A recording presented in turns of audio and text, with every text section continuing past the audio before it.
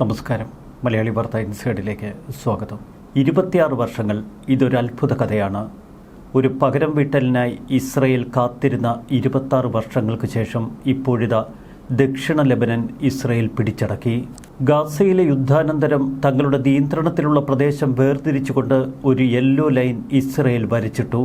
ഇപ്പോഴിതാ തെക്കൻ ലെബനനിൽ ഇസ്രയേൽ സൈന്യം ഒരു യെല്ലോ ലൈൻ വരച്ചിരിക്കുകയാണ്. ഈ യെല്ലോ ലൈൻ ക്രോസ് ചെയ്ത് ഏതെങ്കിലും ഭീകരൻ തെക്കൻ ലെബനനിലേക്ക് കടക്കാൻ ശ്രമിച്ചാൽ വെടിയുതിർക്കും എന്ന് സൈന്യം പറയുന്നു. നിലവിൽ തെക്കൻ ലെബനനിലെ ഈ മഞ്ഞവരയുടെ തെക്ക് ഭാഗം പൂർണ്ണമായി ഇസ്രയേൽ സേന കൈയടക്കി. ഇക്കഴിഞ്ഞ വ്യാഴാഴ്ച ഇസ്രയേലും ലെബനനിലെ ഹിസ്ബുള്ളയും തമ്മിൽ ഒരു വെടിനിർത്തൽ കരാറിൽ ഏർപ്പെട്ടിരുന്നു. 1982 മുതൽ 2000 വരെയുള്ള കാലഘട്ടത്തിൽ ഇസ്രയേൽ സൈന്യം തെക്കൻ ലെബനനിൽ നിലയുറപ്പിച്ചിരുന്നു. അന്ന് സൗത്ത് ലെബനൻ ആർമിയുമായി ചേർന്ന് ആ പ്രദേശത്ത് ഇസ്രയേൽ തങ്ങളുടെ കരുത്ത് കാട്ടി. ഒരു വശത്ത് ക്രിസ്ത്യാനികളും ദ്രൂസും അവർക്ക് സംരക്ഷണം നൽകുന്ന സൗത്ത് ലെബനൻ ആർമിയും അവരെ പിന്തുണച്ചുകൊണ്ട് ഇസ്രയേൽ സൈന്യം നിലയുറപ്പിച്ച കാലഘട്ടം. മറുവശത്ത് പലസ്തീൻ ലിബറേഷൻ ഓർഗനൈസേഷനും ഹിസ്ബുള്ളയും പോലുള്ള ഭീകര സംഘടനകൾ. തെക്കൻ ലെബനനിലേക്ക് കടന്നു കയറാൻ അന്ന് ലെബനൻ സേനയ്ക്ക് കഴിഞ്ഞില്ല. ഹിസ്ബുള്ളയ്ക്ക് തങ്ങളുടെ സ്വാധീനം വർദ്ധിപ്പിക്കാനും കഴിഞ്ഞിരുന്നില്ല. എന്നാൽ കനത്ത ചെറുത്തുനിൽപ്പാണ് ആ കാലഘട്ടത്തിൽ ഹിസ്ബുള്ള നടത്തിയത്. ഇറാനിൽ നിന്ന് പണവും ആയുധങ്ങളും ലെബനനിലേക്ക് ഒഴുകി. ഒടുവിൽ ഇസ്രയേൽ സൈന്യം 2000 ആണ്ടിൽ തെക്കൻ ലെബനനിൽ നിന്ന് പിൻവാങ്ങി. ഇസ്രയേൽ സൈന്യം പിൻവാങ്ങുമ്പോൾ SLA സൈനികരും അവരുടെ കുടുംബാംഗങ്ങളിൽ ഭൂരിഭാഗവും ഇസ്രയേലിലേക്ക് മടങ്ങി. മറ്റുള്ളവർ യൂറോപ്പ് അടക്കമുള്ള മറ്റ് രാജ്യങ്ങളിലേക്ക് കുടിയേറി. ആ മേഖലയിൽ അവശേഷിച്ചവരെ ലെബനീസ് ആർമി പിടിച്ചുകൊണ്ടുപോയി. മറ്റു ചിലരെ ഹിസ്ബുള്ള വധിച്ചു. പിന്നീട് ഹിസ്ബുള്ള ആ പ്രദേശം മുഴുവൻ തങ്ങളുടെ നിയന്ത്രണത്തിലാക്കി. 2000 മുതൽ 2024 ആണ്ട് വരെ പലപ്പോഴും ഹിസ്ബുള്ള ഇസ്രയേലിന് നേർക്ക് വെടിയുതിർത്തു. അതിർത്തി കടന്ന് ഇസ്രയേൽ മണ്ണിലേക്ക് അവർ നുഴഞ്ഞു കയറി. വലിയ റോക്കറ്റ് ലോഞ്ചറുകൾ തെക്കൻ ലെബനനിൽ അവർ വിന്യസിച്ചു. ഇസ്രയേൽ സൈന്യം പിൻവാങ്ങുമ്പോൾ തെക്കൻ ലെബനനിൽ UN സേന സമാധാനമുറപ്പിക്കാൻ എത്തിയിരുന്നു. എന്നാൽ UN സേനാംഗങ്ങളെ തങ്ങളുടെ വരുതിയിലാക്കുകയായിരുന്നു ഹിസ്ബുള്ള. 2023 ഒക്ടോബർ 7 ഹമാസ് ഇസ്രയേലിന് നേർക്ക് നടത്തിയ ഭീകരാക്രമണം. തുടർന്നും ഹിസ്ബുള്ളയുടെ ഭാഗത്തു നിന്ന് ഇസ്രയേലിന് നേർക്ക് ആക്രമണങ്ങൾ തൊടുത്തു. ഇതോടെ അതിശക്തമായ ആക്രമണങ്ങൾക്കാണ് ഇസ്രയേൽ മുതിർന്നത്. അപ്പോഴും തെക്കൻ ലെബനന്റെ ഒരു ഭാഗം ഇസ്രയേൽ പിടിച്ചടക്കിയിരുന്നില്ല. ഇറാൻ, ഇസ്രയേൽ, അമേരിക്ക യുദ്ധകാലത്ത് ഹിസ്ബുള്ള വീണ്ടും റോക്കറ്റുകൾ പ്രയോഗിച്ചു. ഇതോടെ തെക്കൻ ലെബനന്റെ ഒരു ഭാഗം തങ്ങളുടെ നിയന്ത്രണത്തിലാക്കേണ്ട സമയം അതിക്രമിച്ചു എന്ന് ഇസ്രയേൽ മനസ്സിലാക്കി. പിന്നീട് ലോകം കണ്ടത് ഹിസ്ബുള്ളയെ നടുക്കിക്കൊണ്ടുള്ള ആക്രമണങ്ങൾ. ലിറ്റാനി നദിക്ക് ഇപ്പുറമുള്ള ഭാഗം പൂർണ്ണമായി ഇസ്രയേൽ കൈയടക്കി. മറുവശത്ത് ബെയ്റൂത്ത് അടക്കമുള്ള ഹിസ്ബുള്ളയുടെ ശക്തി കേന്ദ്രങ്ങൾ അവർ ബോംബിട്ട് തകർത്തു. ഇക്കഴിഞ്ഞ ദിവസം ട്രംപിൻ്റെ സമ്മർദ്ദത്തെ തുടർന്ന് ഒരു വെടിനിർത്തൽ കരാറിൽ എത്തി. എങ്കിലും ഇപ്പോഴിതാ ഇസ്രയേൽ വെടിനിർത്തൽ കരാർ ലംഘിച്ചുകൊണ്ട് തെക്കൻ ലെബനന്റെ ഒരു പ്രദേശം മുഴുവൻ കൈയടക്കുന്നു. തെക്കൻ ലെബനനിൽ തങ്ങൾ പിടിച്ചടക്കിയ ഭാഗങ്ങൾ ഇസ്രയേൽ അവരുടെ മാധ്യമപ്രവർത്തകരെ ഇക്കഴിഞ്ഞ ദിവസം സൈന്യത്തിൻ്റെ സഹായത്തോടെ മേഖലയിലെത്തിച്ച് അവിടെ സന്ദർശിക്കാൻ അവസരം കൊടുത്തു. 10,000-കണക്കിന് സൈനികർ അടങ്ങുന്ന 5 IDF ഡിവിഷനുകളാണ് ഇപ്പോൾ തെക്കൻ ലെബനനിൽ നിലയുറപ്പിച്ചിരിക്കുന്നത്. 1985-നും 2000-നും ഇടയിൽ ഇസ്രയേൽ കൈവശം വച്ചിരുന്ന സുരക്ഷാ മേഖല പൂർണ്ണമായി അവർ കൈയടക്കി. അന്ന് ഇസ്രയേൽ സൈന്യം നിന്നിരുന്ന അതിർത്തി പ്രദേശം അതുപോലെ അവർ ഇപ്പോൾ സംരക്ഷിക്കുന്നു. കഴിഞ്ഞ 26 വർഷമായി ലെബനന്റെ ഭൂപ്രകൃതി മാറിയിട്ടില്ല. അതുകൊണ്ട് തന്നെ ഒരിക്കൽ തങ്ങൾ ആഗ്രഹിച്ച ആ ഭൂപ്രദേശം ഇപ്പോൾ ഇസ്രയേലിന്റെ കൈവശം. ഇസ്രയേൽ അതിർത്തി സമൂഹങ്ങളിലുള്ളവർക്ക് ഹിസ്ബുള്ളയുടെ അധിനിവേശ ഭീഷണിയും ഭീകര ഗ്രൂപ്പിന്റെ നേരിട്ടുള്ള വെടിവെപ്പും അവസാനിപ്പിക്കുകയാണ് ഇസ്രയേൽ ഇത്തരമൊരു നീക്കത്തിലൂടെ ലക്ഷ്യമിടുന്നത്. ഈ പ്രദേശത്തെ IDF ഇപ്പോൾ സുരക്ഷാ മേഖല എന്ന് വിശേഷിപ്പിക്കുന്നു. സൈന്യം ഇതിനെ മുന്നോട്ടുള്ള പ്രതിരോധ മേഖല എന്നാണ് നാമകരണം ചെയ്തിരിക്കുന്നത്. ഏകദേശം 3 പതിറ്റാണ്ടുകൾക്ക് മുൻപ് തങ്ങളുടെ 675 സൈനികർ കൊല്ലപ്പെട്ട തെക്കൻ ലെബനനിൽ ഇസ്രയേൽ ആഗ്രഹിച്ച ഭൂപ്രദേശം. തന്ത്രപരമായി പറഞ്ഞാൽ ഇതൊരു സുരക്ഷാ മേഖലയാണ്. നേരിട്ട് ടാങ്ക് വിരുദ്ധ വെടിവെപ്പ് നടത്താൻ കഴിയാത്ത ഒരു സുരക്ഷാ മേഖല സൃഷ്ടിക്കാൻ ഇസ്രയേൽ ഏറെക്കാലമായി ആഗ്രഹിച്ചിരുന്നു. ഷ്ടുലയിലോ സരിറ്റിലേക്കോ നുഴഞ്ഞു കയറാൻ പ്രാപ്തരായ തീവ്രവാദികൾ ഇനിയുണ്ടാവരുത്. ഇവിടെ ഒരു ഭീകര അടിസ്ഥാന സൗകര്യങ്ങളും ഉണ്ടാകരുത്. സുരക്ഷാ മേഖലയുടെ ഭാഗമായി നിരവധി ക്രിസ്ത്യൻ കുടുംബങ്ങളെ ഒഴിഞ്ഞുപോകുന്നതിൽ നിന്ന് ഇസ്രയേൽ വിലക്കി. എന്നാൽ മറ്റു സമൂഹങ്ങളെ പൂർണ്ണമായി അവിടെ നിന്നൊഴിപ്പിച്ചു. ഗ്രാമങ്ങൾ ഇപ്പോൾ നിലംപരിശാക്കുന്ന തിരക്കിലാണ് സൈന്യവും അതിൻ്റെ കരാറുകാരും. ഹിസ്ബുള്ളയുടെ അടിസ്ഥാന സൗകര്യങ്ങളായിരുന്നു ആദ്യഘട്ടത്തിൽ തകർത്തതെങ്കിൽ ഇപ്പോൾ ഓരോ ഗ്രാമങ്ങളായി ഇസ്രയേൽ നിലംപരിശാക്കുന്നു. അവിടെയുള്ള കെട്ടിടങ്ങൾ, സ്കൂളുകൾ, മറ്റടിസ്ഥാന സൗകര്യങ്ങൾ എന്നിവയൊക്കെ ഇസ്രയേൽ കരാറുകാരെ ഉപയോഗിച്ച് തകർക്കുന്നു. 2026 ഇപ്പോൾ സൃഷ്ടിച്ചിരിക്കുന്ന സുരക്ഷാ മേഖലയും 2000 ആണ്ടിൽ ഇസ്രയേൽ സേന അധിനിവേശം നടത്തിയ പ്രദേശവും തികച്ചും ഒന്നു തന്നെയാണ് എന്നത് ഇസ്രയേലിനെ വേറിട്ട് നിർത്തുന്നു. IDF നിയന്ത്രണത്തിലുണ്ടായിരുന്ന പ്രദേശങ്ങളിൽ അന്ന് ക്രിസ്ത്യൻ സമൂഹങ്ങൾ ഒഴികെ മറ്റാരും താമസിക്കുന്നുണ്ടായിരുന്നില്ല. എന്നാൽ 2000 ആണ്ടിൽ ഇസ്രയേൽ പിൻവാങ്ങിയതോടെ ആ മേഖലയിലേക്ക് ഹിസ്ബുള്ളയും ഷിയ മുസ്ലിം സമുദായവുമൊക്കെ ഇരച്ചു കയറി. ആ വിഭാഗങ്ങളെ പൂർണ്ണമായി ഇപ്പോൾ ഒഴിപ്പിച്ചുകൊണ്ടാണ് ഇസ്രയേലിൻ്റെ നീക്കം. അവിടെ താമസിച്ചിരുന്നവർക്ക് കൃത്യമായ നഷ്ടപരിഹാരം നൽകിയാണ് ഇസ്രയേൽ അവരെ അവിടെ നിന്ന് ഒഴിപ്പിച്ചിരിക്കുന്നത്. തെക്കൻ ലെബനനിലെ മുഴുവൻ ജനങ്ങളെയും ഒഴിപ്പിക്കാനുള്ള പദ്ധതി ഇസ്രയേൽ അവതരിപ്പിച്ചു കഴിഞ്ഞു. ലെബനീസ് സിവിലിയന്മാർ ഇത് പ്രയോജനപ്പെടുത്തണമെന്ന് ഇസ്രയേൽ ആവശ്യപ്പെടുന്നു. അവർക്ക് അവരുടെ ഭൂസ്വത്തിന് നഷ്ടപരിഹാരം വാങ്ങി അവിടെ നിന്ന് പിൻവാങ്ങാം. ഇതിനിടയിൽ നിലവിലുള്ള ലെബനൻ സിവിലിയന്മാർ അവിടെ നിന്ന് പെട്ടെന്ന് ഒഴിഞ്ഞുപോയി. അവശേഷിച്ച 1000-ഓളം ഹിസ്ബുള്ള തീവ്രവാദികളെ ഇസ്രയേൽ കൈകാര്യം ചെയ്തു. സിവിലിയന്മാരുടെ മറുപറ്റിയായിരുന്നു ഇതുവരെ ഹിസ്ബുള്ള ആ മേഖലകളിൽ പിടിമുറുക്കിയത്. വീടുകൾക്ക് താഴെ അവർ ബങ്കറുകൾ ഒരുക്കി. ഇപ്പോൾ ഭീകര സംഘടനയിലെ അംഗങ്ങളെ കണ്ടെത്താൻ ഇസ്രയേലിന് എളുപ്പമാണ്. ഹിസ്ബുള്ള തെക്കൻ ലെബനിലേക്ക് കൂടുതൽ പിന്നോട്ട് തള്ളപ്പെട്ടിരിക്കുന്നു. ഇനിയും ഇസ്രയേലിന് നേർക്ക് റോക്കറ്റുകൾ തൊടുക്കാനാണ് നിങ്ങളുടെ ഭാവമെങ്കിൽ ബെയ്റൂത്തിനിപ്പുറമുള്ള മുഴുവൻ മേഖലയും ഇസ്രയേൽ നിയന്ത്രണത്തിലാക്കുമെന്ന് IDF അവർക്ക് മുന്നറിയിപ്പ് നൽകുന്നു. പതിറ്റാണ്ടുകൾക്ക് മുൻപ് ഹിസ്ബുള്ള ആക്രമണങ്ങളുടെ ലക്ഷ്യമായി മാറിയ തെക്കൻ ലെബനനിൽ IDF 1 ഡസനിലധികം പ്രധാന ഔട്ട് പോസ്റ്റുകൾ ഇപ്പോൾ സ്ഥാപിച്ചിരിക്കുന്നു. ഞായറാഴ്ച IDF ഒരു പുതിയ ഭൂപടം പുറത്തിറക്കി. അതിൽ ഹിസ്ബുള്ള സേനയെ വടക്കോട്ട് തള്ളിവിടാനുള്ള ശ്രമങ്ങൾ വ്യക്തമാണ്. ഒരു പ്രധാന ഭൂമിശാസ്ത്ര അടയാളമായി ലിഥാന നദിക്ക് കുറുകെ സുരക്ഷാ മേഖല സ്ഥിതി ചെയ്യുന്നതായി ഇസ്രയേൽ പുതിയ ഭൂപടത്തിൽ അവതരിപ്പിക്കുന്നു. ബ്ലൂ ഫോർട്ട് കാസിൽ ഉൾപ്പെടെയുള്ള എല്ലാ പ്രദേശങ്ങളിലേക്കും ഇപ്പോൾ IDF കരസേനയെ വിന്യസിച്ചിട്ടില്ല. പകരം നിരീക്ഷണവും ഫയർ പവറും ഉപയോഗിച്ച് IDF നിയന്ത്രണ മേഖലയാക്കിയിരിക്കുകയാണ്. തന്ത്രപരമായി ആവശ്യമുള്ള മേഖലകളിൽ മാത്രമേ കരസേനയെ വിന്യസിക്കൂ. ആകാശത്ത് നിന്ന് ശക്തമായ നിരീക്ഷണം മറ്റു മേഖലകൾ കേന്ദ്രീകരിച്ചുണ്ടാവുമെന്ന് ഇസ്രയേൽ പറയുന്നു. വെടിനിർത്തൽ പ്രാബല്യത്തിൽ വന്നെങ്കിലും ഇസ്രയേൽ തങ്ങളുടെ ഉദ്യമത്തിൽ നിന്ന് പിൻവാങ്ങുന്നില്ല. ഞങ്ങൾ നേരിടുന്നത് ഒരു ശത്രുവിനെയാണ്. അവർ മിക്കപ്പോഴും പിൻവാങ്ങും. പക്ഷേ രക്ഷപ്പെടാൻ ഒരിടവും അവശേഷിപ്പിക്കാതിരിക്കുന്നതുവരെ തങ്ങൾ ആക്രമണം തുടരണം. അല്ലെങ്കിൽ ആ ശത്രു ഞങ്ങൾക്ക് നേരെ എപ്പോൾ വേണമെങ്കിലും കുതിച്ചു ചാടാം. ട്രംപ് പ്രഖ്യാപിച്ച പെട്ടെന്നുള്ള വെടിനിർത്തൽ ഇത് സൈന്യത്തിൻ്റെ പ്രവർത്തനങ്ങൾക്കുള്ള അപ്രതീക്ഷിത വിരാമമാണോ എന്ന് ഇസ്രയേൽ പ്രധാനമന്ത്രി ബെഞ്ചമിൻ നെതന്യാഹുവിനോട് മാധ്യമപ്രവർത്തകർ ചോദിച്ചപ്പോൾ അദ്ദേഹത്തിൻ്റെ മറുപടി അത് വ്യക്തമാണ്. സമയം ഇതിലും മികച്ചതാകാൻ യാതൊരുവിധ സാധ്യതയും ഇനി ഇസ്രയേലിന് മുന്നിലില്ല.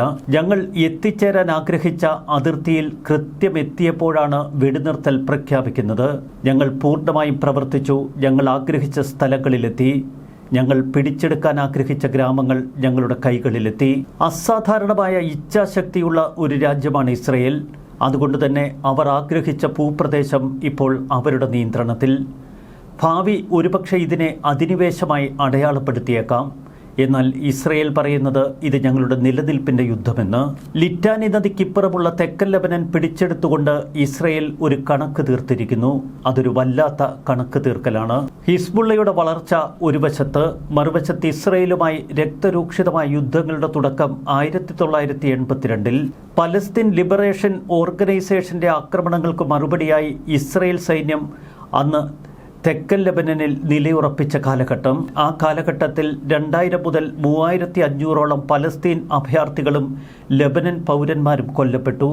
ഇറാൻ പിന്തുണയോടെ ഷിയ മുസ്ലിമുകൾ ഒരുമിച്ചു. അവർ ഹിസ്ബുള്ള എന്ന് പേര് സ്വീകരിച്ചുകൊണ്ട് ഇസ്രായേലിനെതിരെ യുദ്ധം പ്രഖ്യാപിച്ചു. ബെയ്റൂത്തിന്റെ തെക്കൻ മേഖലകളിലും ബെക്ക താഴ്വരകളിലും നിരവധി യുവാക്കളെ റിക്രൂട്ട് ചെയ്തുകൊണ്ട് ഹിസ്ബുള്ള തങ്ങളുടെ തീവ്രവാദവും സംഘടനാപരവുമായ പ്രവർത്തനങ്ങൾക്ക് തുടക്കമിട്ടു. 1982-നും 1986-നും ഇടയിൽ ലെബനനിലെ വിദേശ സേനയ്ക്കെതിരെ നിരവധി ആക്രമണങ്ങൾ. 1983 ഒക്ടോബറിൽ ബെയ്റൂത്തിലെ ഫ്രഞ്ച് അമേരിക്കൻ സൈനിക ബാരക്കുകൾക്ക് നേരെയുണ്ടായ തീവ്രവാദ ആക്രമണം. അന്നത്തെ ബോംബാക്രമണത്തിൽ 300-ലധികം സമാധാന സേനാംഗങ്ങൾ കൊല്ലപ്പെട്ടു. ഇസ്ലാമിക് ജിഹാദ് ഗ്രൂപ്പ് ആക്രമണങ്ങളുടെ ഉത്തരവാദിത്തം ഏറ്റെടുത്തു. ഇതിന്റെ പിന്നിൽ ഹിസ്ബുള്ളയാണ് എന്ന് വ്യക്തം. 1985ഓടെ തെക്കൻ ലെബനന്റെ ഭൂരിഭാഗം പ്രദേശങ്ങളിലും ഹിസ്ബുള്ള ശക്തി പ്രാപിച്ചു. UN സേനയുടെ പ്രവർത്തനങ്ങൾ മന്ദഗതിയിലായി. മറുവശത്ത് അമേരിക്കയ്ക്കും ലെബനൻ പ്രശ്നത്തിൽ ഇടപെടാൻ താൽപ്പര്യം കുറഞ്ഞു. 1992ഓടെ ലെബനനിലെ ആഭ്യന്തര യുദ്ധം അവസാനിച്ചതിന് പിന്നാലെ പാർലമെന്റിൽ 8 സീറ്റുകൾ നേടി ഹിസ്ബുള്ള രാഷ്ട്രീയ സാന്നിധ്യം അറിയിച്ചു. ക്രമേണ സൈനികമായും രാഷ്ട്രീയമായും ഹിസ്ബുള്ള വളരുന്ന കാഴ്ചയാണ് ലോകം കണ്ടത്.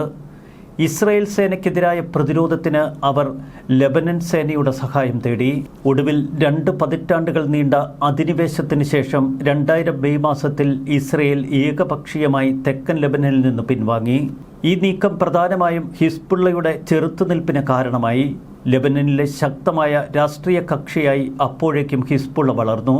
ഇസ്രായേലിനെതിരെ അറബ് പ്രതിരോധത്തിന്റെ വക്താക്കളായി ഹിസ്ബുള്ള ലോകം മുഴുവൻ അറിയപ്പെട്ടു.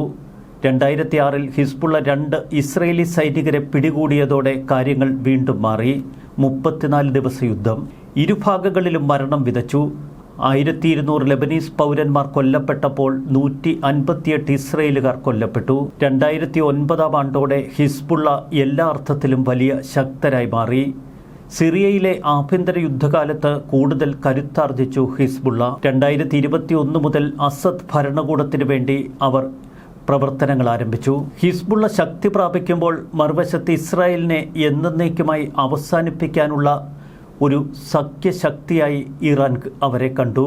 ഇസ്രായേലിനെ നശിപ്പിക്കുക, ഇറാൻ പരമോന്നത നേതാവിനോട് കൂറു പുലർത്തുക, ഇറാന്റെ രാഷ്ട്രീയ പ്രത്യയശാസ്ത്രത്തിൽ അധിഷ്ഠിതമായ ഇസ്ലാമിക് സർക്കാർ രൂപീകരിക്കുക, ഇവയാണ് ഹിസ്ബുള്ളയ്ക്ക് നൽകിയ ഇറാന്റെ നിർദ്ദേശം. ഈ പ്രധാന ലക്ഷ്യങ്ങൾ കൈവരിക്കാൻ IRGCയുടെ പരിശീലനം ഹിസ്ബുള്ളയ്ക്ക് നൽകുന്നു. 1990-കൾ മുതൽ ഹിസ്ബുള്ള തെക്കൻ ലെബനനിൽ ഒരു പ്രധാന രാഷ്ട്രീയ ശക്തിയായി വളർന്നു വന്നു. സ്കൂളുകളും ആശുപത്രികളും ഉൾപ്പെടെ വിപുലമായ ഒരു സാമൂഹിക സേവന ശൃംഖല അവർ കെട്ടിപ്പടുത്തു. ലെബനനിൽ ശക്തിയാർജിച്ച അൽമനാർ എന്ന സാറ്റലൈറ്റ് TV സ്റ്റേഷൻ അവർ തുടങ്ങി. രാഷ്ട്രീയമായി ഹിസ്ബുള്ളയുടെ റെസിസ്റ്റൻസ് ബ്ലോക്കിനോടുള്ള വിശ്വസ്തത ലെബനൻ പാർലമെന്റിൽ പ്രകടമായി. 15 സീറ്റുകൾ അവർ നേടി. ഐക്യരാഷ്ട്ര സുരക്ഷാ കൗൺസിൽ പ്രമേയം പറയുന്നതനുസരിച്ച് ഹിസ്ബുള്ളയെ നിരായുധീകരിക്കണം.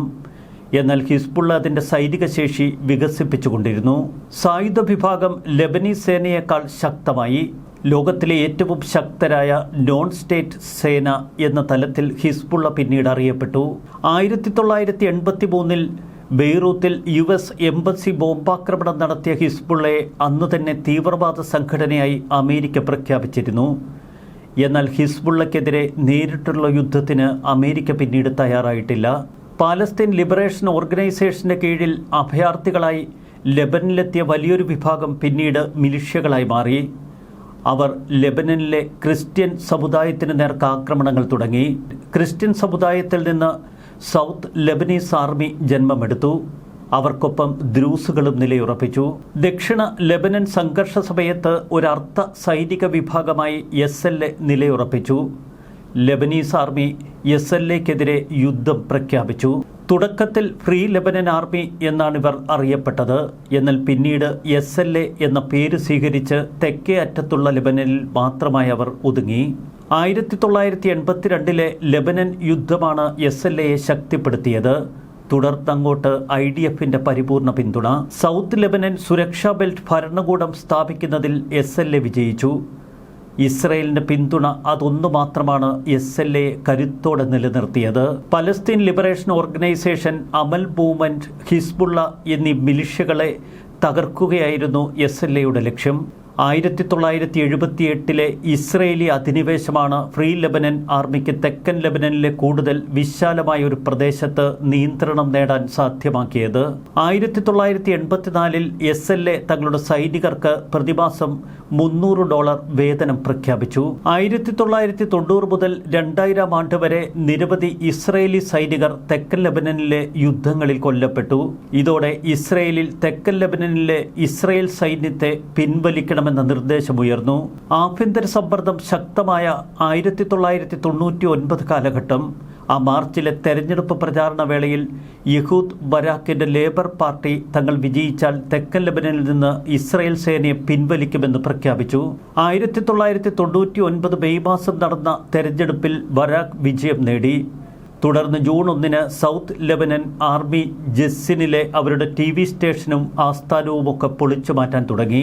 തുടർന്ന് 2 ആഴ്ചയ്ക്കുള്ളിൽ അവർ പട്ടണങ്ങളിൽ നിന്നും ചുറ്റുമുള്ള 36 ഗ്രാമങ്ങളിൽ നിന്നും പിൻവാങ്ങൽ ആരംഭിച്ചു. ഒടുവിൽ 2000 മാർച്ച് 5 വരുന്ന ജൂലൈ മാസത്തോടെ ലെബനനിൽ നിന്ന് പൂർണ്ണ സൈന്യത്തെ പിൻവലിക്കുമെന്ന് ഇസ്രായേൽ മന്ത്രിസഭ ഏകകണ്ഠമായി വോട്ട് ചെയ്തു. ഇസ്രായേലി സൈന്യം അതിവേഗം പിൻവാങ്ങിയപ്പോൾ SLA സൈനികർക്ക് കുറച്ച് വഴികൾ മാത്രമേ മുൻപിലുള്ളൂ.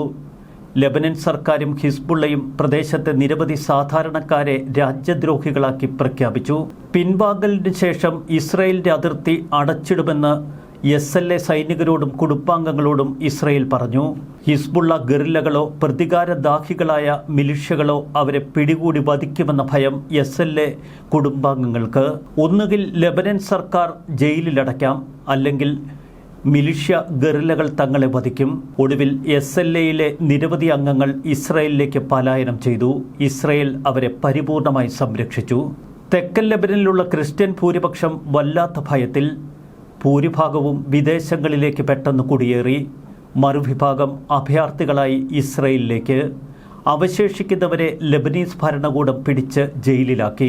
ഒന്നുകിൽ അധികാരികൾക്ക് മുന്നിൽ കീഴടങ്ങുക, അല്ലെങ്കിൽ ഹിസ്ബുള്ള പിടികൂടി പോലീസിന് കൈമാറും. ഇതായിരുന്നു ആ കുടുംബങ്ങളുടെ അന്നത്തെ അവസ്ഥ. തെറ്റായ തീരുമാനത്തിന്റെ പേരിൽ ഇസ്രായേൽ പ്രധാനമന്ത്രി യഹൂദ് ബരാക്കിനെ ജൂത കുടിയേറ്റ പ്രസ്ഥാനങ്ങൾ അന്ന് കുറ്റപ്പെടുത്തി.